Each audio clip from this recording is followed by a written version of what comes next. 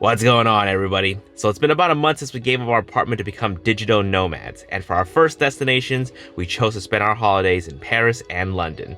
And it was a lot of fun. We had a blast, got a lot of amazing photos and videos, but now that our trip here is beginning to wrap up, we took a look at our finance and it's expensive. We're sharing with you our costs today, not to show you that we live lavishly or have a lot to spend. It's really far from that, but to show you how we justify certain expenses, the mistakes we made, and how we're gonna do better during our first year as fresh digital nomads. With each and every upload, we hope to review more about our working progress and how we can make this sustainable. In today's video, we want to share with you guys how we choose our Airbnb accommodations in different cities and how much our recent stay cost us. Our London Airbnb is $3,435 for 16 nights, so it averages out to about $250 per night for a one-bedroom apartment with an office space. Our Paris Airbnb was $4,374 for 19 nights, averages out to about $230 per night. It gave us a one-bedroom apartment with a very, very, very spacious living space. So the Airbnbs that we've chosen for Paris and London were amazing, fantastic. The Paris one has a bunch of space, a huge living space with a table and chair. I think it's really important that we actually have some type of chair, some type of table just to be able to sit down and work, even though these chairs aren't as the most ergonomic. You know, I think that's the toughest part about giving up our apartment, was giving up a lot of our ergonomic desk, standing desk and chairs. So we're just gonna have to really work with it. So because we don't have our apartment anymore, we're essentially not paying rent. So whatever money we were paying rent, part of it goes to paying for this Airbnb. Like all of it.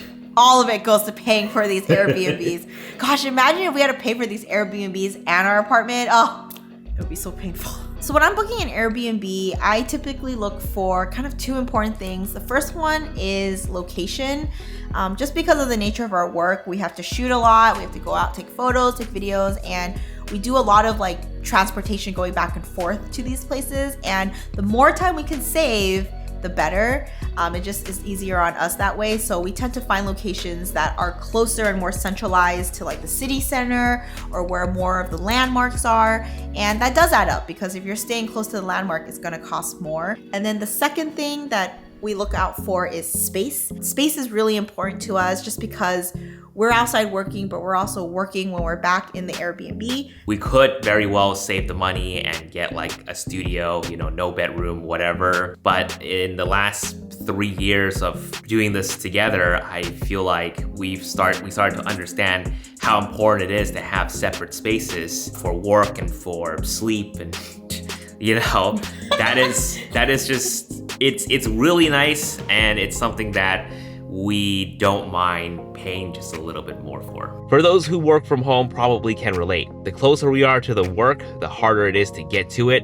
or get off it. Having a separate area from the bedroom where we can really wind down and relax is not only important to our mental health, but also to help us recharge for the next big day. Obviously, you know, the more space you kind of look for, the cost is going to go up. But that's a really important factor for us, just because we need to kind of each have our own little individual spaces to work, to shoot, to film, to think, to write. And there's just a lot that goes on behind the scenes. So I think we really need to have that space in order for us to work more productively. And of course, when you're booking more space, it's going to cost more, especially in like more centralized locations. So that's kind of why our Airbnbs have been kind of high up there in terms of cost. You know, we chose for our first trip, we came to two very expensive cities in Europe, Paris and London, and it is very pricey here. So while we can't justify paying these numbers for the Airbnbs, looking at what we spent eating out was a tough pill to swallow. So for food, we spent almost $580 a week. And this is for two people eating out every single day, lunch, dinner, and sometimes breakfast. Our meals tend to average $40 to $50 total. Sometimes we'll eat like cheaper meals that are like $20, but even us trying to keep that cost low, it still came out to $500 something a week, which is a lot of money. I think the reason for that is just because it is really hard to cook. I don't want to like sit and make excuses, but I think it's a really big learning process. And every single place that we've been to, there's been challenges that we face. So when we were in Paris, I really wanted to cook. The kitchen was absolutely beautiful and it was really big and spacious, really great appliances. However, the pots and pans, like they weren't really equipped for cooking. A lot of them were kind of like rusted and old. There weren't a lot of like spices. There weren't a lot of like kind of utensils to make cooking feel very comfortable. So it just made it a little bit difficult to cook in Paris. And I think also for us, our time constraints are also tougher too. You know, many times we are out and about in the morning and it's just easier for us to eat breakfast on the go, eat lunch while we're out so we can continue shooting. If we were to cook, a lot of times, you know, we'd have to come back home, cook up a meal, eat again, but it's just something that we just didn't do. So our kitchen here in London is really nice.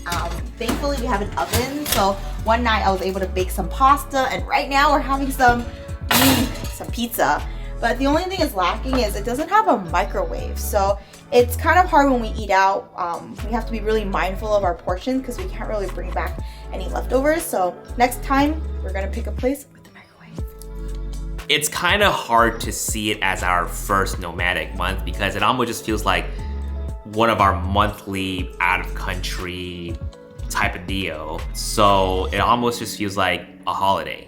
You know, going out to eat, spending this amount of money almost just feels like a holiday. But we understand that's not gonna be very sustainable, but who knows? This is still all a very long, possibly difficult learning process to try to adapt. But if it comes down to us having to eat out every day, we're just gonna have to figure out a way to maybe eat a little bit more cleaner and healthier. Health is incredibly important to us, especially now more than ever. Since we are traveling, it will likely be hard to see a doctor. It might even be hard to communicate with one if we end up in a foreign place. So whatever we can do to keep ourselves healthy, energized, and functional, will be okay to spend the extra costs if needed. By the way, thank you guys so much for your support from the last video. And we're all of a sudden at like over 2,000 subscribers on this channel. It is insane. Thank you guys so much. We're currently in DC right now. It's snowing, it's beautiful. And we'll catch you guys in the next video. Let me just grab this. Snow! I'm so happy.